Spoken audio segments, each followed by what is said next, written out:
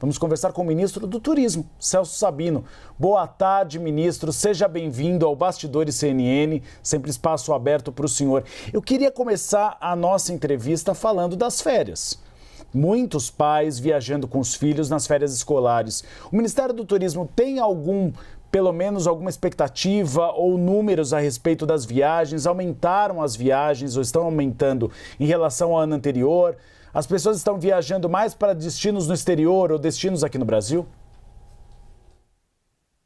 Boa tarde, Gustavo. Boa tarde, Tainá. Boa tarde a todos os telespectadores aqui da CNN Brasil, a quem eu quero já parabenizar pela cobertura que vem dando do episódio, do triste episódio que aconteceu ontem nos Estados Unidos. Mas vamos falar de coisa boa. Vamos falar do turismo no Brasil e das oportunidades que aguardam o telespectador da CNN e todos os brasileiros, com os grandes atrativos que nós temos aqui no Brasil. Nosso país, no ano passado, ano de 2023, já alcançou os patamares do período pré-pandemia. Nós acompanhamos que durante a pandemia tudo parou e o turismo também. Os hotéis ficaram vazios, os aviões que puderam circular viajavam praticamente vazios, mas logo após o acesso à vacina, aos tratamentos, enfim, nós já temos em um ano de 2023 registrado, comparado já com o ano de 2019, que era o ano pré-pandemia. E agora, no ano de 2024, nós estamos superando todas as marcas de 2023. Isso nos dá um cenário muito positivo. O governo federal, que investiu muito no carnaval esse ano, teve um recorde de público, foram quase 50 milhões de foliões que vieram fazer turismo aqui no carnaval, brasileiros viajando, estrangeiros vindo para o país, nas diversas regiões do nosso país. Também nas festas agora juninas, nós tivemos um grande número, mais de 20 milhões de pessoas se deslocando dentro do país nas festas juninas. Isso nos dá um bom sinal. Sinal de que nos primeiros 5 meses do ano, nós alcançamos já 3,3 milhões de turistas estrangeiros vindo para o país. Essa é exatamente a metade da marca, essa é a metade do recorde alcançado no ano de 2018, de 6,6 milhões de turistas estrangeiros. Nós alcançamos isso nos primeiros 5 meses, sem considerarmos as festas juninas, sem considerarmos o período de férias escolares, os feriados do segundo semestre e também as festas de final do ano. Nós, governo federal, o Ministério do Turismo, está muito animado com a expectativa de que este ano de 2024 nós vamos superar essa marca, nos aproximando muito da marca de 7 milhões de turistas estrangeiros visitando o Brasil. Mas não são só estrangeiros, Tainá e Uribe. Nós também fizemos com que no ano passado, graças aos esforços do governo do presidente Lula, os programas de distribuição de renda, os programas de combate à pobreza, que tirou mais de 20 milhões de pessoas de situação de fome, nós proporcionamos que o Brasil apresentasse ao mundo um cenário mais amistoso para receber o turista, nacional e internacional, com menos violência, com mais segurança e com nossos atrativos muito bem divulgados e muito bem falados no mundo todo. E nós conseguimos também bater a marca de número de turistas brasileiros viajando dentro do nosso país.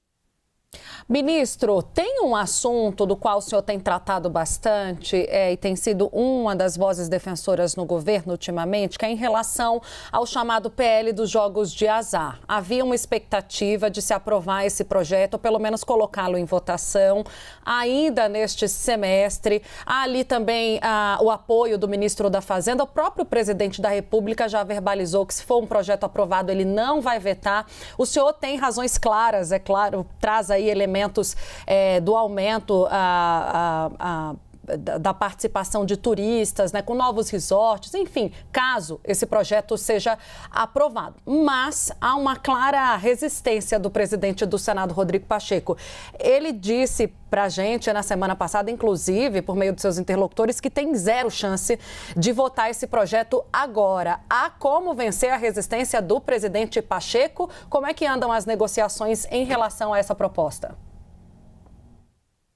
Tainá, os esforços do governo federal, governo do presidente Lula, na direção de melhorar a distribuição de renda no nosso país, acabar com a pobreza, diminuir a desigualdade, melhorar os nossos indicadores de segurança pública, somados a esse projeto que vai permitir que o nosso país seja igual aos outros países do mundo que já permitem a exploração de resorts integrados com cassino. Muitos brasileiros atravessam a fronteira para ir até a Argentina, para ir até o Uruguai, para ir até o Paraguai, para empreender jogos em cassinos. Então, você tem nos Estados Unidos, que é um país muito religioso, você tem praticamente todos os países da Europa, da Ásia, a exploração dos jogos de azar através de um sistema regulamentado, de um sistema fiscalizado que funcione como um atrativo turístico também, dentro de um complexo que vai permitir a realização de shows, de eventos. Por isso, resorts integrados com cassino.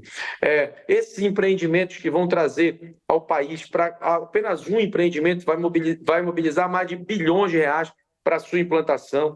Nós pretendemos ter pelo menos um em cada estado da federação. Haverá estados que poderão ter mais de um, dado ao seu tamanho territorial e dado também à sua população. Esses empreendimentos vão marcar a história do turismo brasileiro. Esses esforços do governo federal, somado à aprovação desse projeto, vai colocar o turismo brasileiro num outro patamar, vai colocar o turismo brasileiro num outro cenário mundial. Não vejo muita resistência por parte do presidente do Senado. Acho que o presidente Rodrigo Pacheco sempre foi muito lúcido, foi muito coerente, tem sido muito responsável a casa com a qual ele preside. Imagino que o Senado vai funcionar essa semana, acredito, por meio remoto. Você me corrija se eu estiver errado.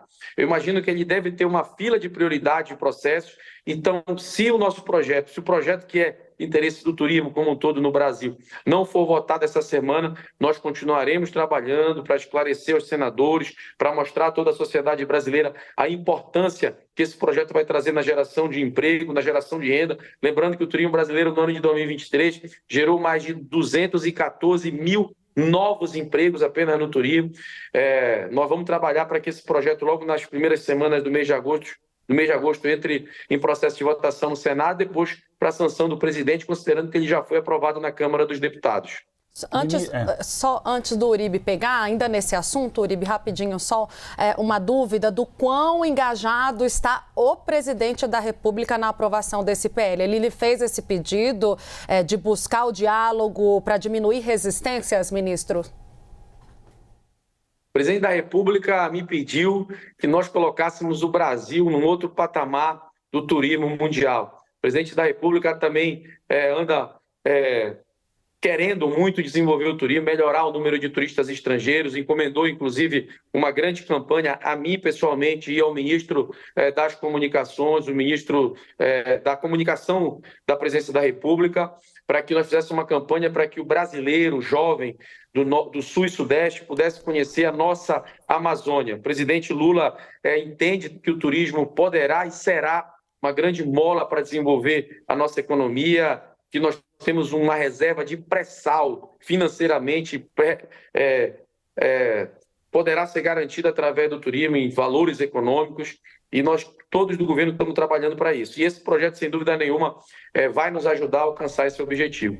Ministro, havia uma expectativa, conversando com os articuladores políticos, de votar nessa semana, no plenário do Senado Federal, teria a maioria dos votos. A apreensão deixar para agosto pode fazer com que os senadores voltem para suas bases aliadas e lá você tem uma pressão dos religiosos que são contra esse projeto.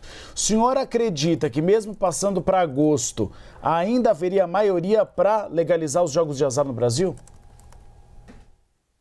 Guga, nós na Câmara tivemos um trabalho muito forte para que esse texto fosse aprovado pela ampla maioria que foi, inclusive com as lideranças evangélicas. Nós precisamos garantir no texto, por exemplo, que a aprovação desse projeto não vai permitir que qualquer pessoa entre em qualquer bodega, me permita usar essa expressão, e possa fazer jogos de azar. Não, o Resort Integrado com Cassino é um projeto gigantesco, que vai, para sua implantação, já disse, vai custar 2, 3, 4 bilhões de reais para que ele seja construído, só dentro daquele lugar e dentro de uma área específica daquele local, que vai poder ter jogo de roleta, jogo de baralho, enfim, o jogo de dados, mas aquele local vai servir para apresentações culturais, para apresentações artísticas, para shows de artistas internacionais. Já tem grandes redes internacionais, donas de cassino, o maior do mundo, inclusive, que movimentam grandes artistas como Madonna, Beyoncé,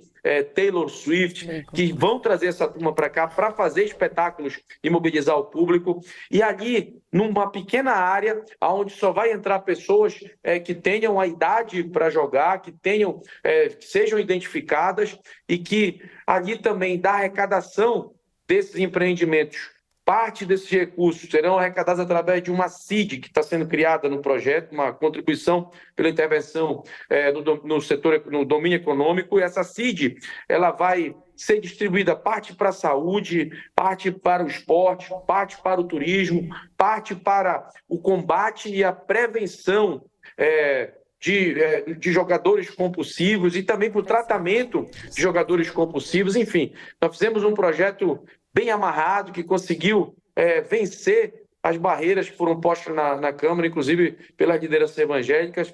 Eu imagino que os senadores da República terão também esse compromisso com o desenvolvimento do nosso país, vão enxergar para países no mundo que têm a sua maioria de população evangélica, inclusive se for nos Estados Unidos. Os Estados Unidos é um país extremamente religioso, é um país onde a religião ela domina muito a pauta, e lá é permitido os resorts integrados com cassino, como é na Argentina, como é no Uruguai, como é no Paraguai, como é em boa parte da Europa e da Ásia.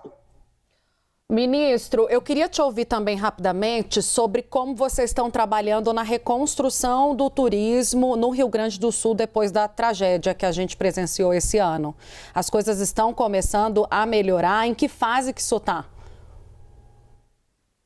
Excelente pergunta, Tainá. O nosso governo, o governo do presidente Lula, desde os primeiros pingos de chuva no Rio Grande do Sul, mobilizou toda a esplanada para estar apoiando o Estado. É claro que, imediatamente, a preocupação do presidente era no resgate de pessoas que estavam ali em situação de iminente perigo, algumas no telhado das casas. Na sequência desse trabalho, entramos com a nossa equipe de infraestrutura, os ministros da cidade, da integração regional, da comunicação, enfim, entraram ali para recuperar imediatamente as condições básicas, mínimas de sobrevivência da sociedade, do cidadão gaúcho. Também o nosso ministro da área social, Educação, Saúde, Desenvolvimento Social, o ministro Wellington Dias, entraram forte por determinação do presidente da República com programas sociais, levando os benefícios na veia para o público gaúcho. E agora, desde o começo, nós já estávamos planejando para isso, e agora, mais fortemente, a orientação do presidente é a retomada da atividade econômica, enorme turismo. Estamos trabalhando para que o turismo no Rio Grande do Sul seja a locomotiva que vai puxar esse trem para a retomada do desenvolvimento econômico no Rio Grande do Sul. Estamos levando cerca de 200 milhões de reais do nosso Fungetur para financiar projetos da iniciativa privada de infraestrutura turística. Estamos fazendo uma grande campanha, desde o começo, na verdade, para que os turistas que tinham pacotes contratados para o Rio Grande do Sul não cancelassem os seus pacotes, mas sim remarcassem a sua visita ao estado do Rio Grande do Sul. E estamos trabalhando imediatamente, desde o começo também, para que os aeroportos pudessem oferecer infraestrutura necessária para que os turistas nacionais e internacionais pudessem acessar os atrativos turísticos no estado do Rio Grande do Sul. Ministro, nosso tempo está acabando. Bem rapidamente, Elmar Nascimento será o novo presidente da Câmara dos Deputados, sim ou não? Eu esperava que fosse Tainá Falcão que fosse fazer essa pergunta, Uribe. Você vê que eu coloquei o senhor em saia justa. A gente vai se dividindo aqui. O deputado Elmar Nascimento é um grande líder na Câmara, respeitado pelos seus pares, e penso que reúne todas as características para ser, sim, um bom presidente da Câmara. Perfeito. O ministro Celso Sabino do Turismo, então, conversando ao vivo com a gente no Bastidores CNN. Mais uma vez, obrigada pela conversa, pelo seu tempo. Ministro, bom trabalho. Até uma próxima. Até a próxima, ministro. Valeu.